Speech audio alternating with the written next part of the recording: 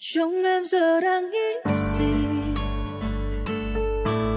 Trong em giờ đang nghĩ gì? Trong em giờ đang nghĩ gì? Nghĩ gì?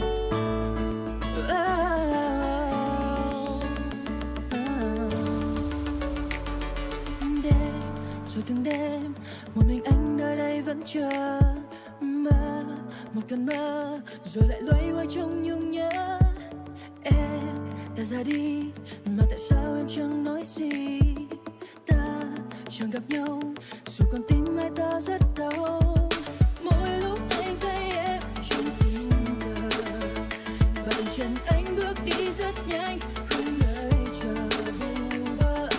Đôi lúc anh biết anh sai rồi, mà tại sao chẳng thể nói lời xin lỗi?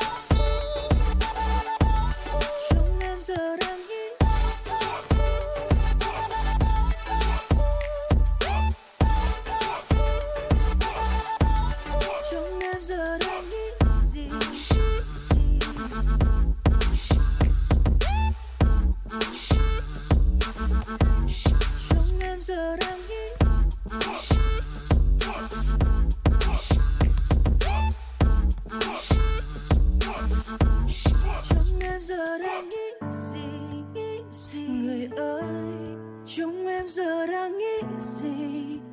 Người ơi, anh đang cảm thấy rất buồn.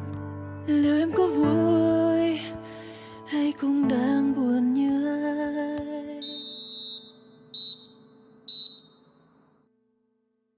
Nên anh lùi bước phe sâu để thấy em rõ hơn, để có thể ngắm em từ xa âu yếm hơn. Cả muôn sóng băng chốc thu bé lại vừa bằng một cô gái. Hay anh vẫn sẽ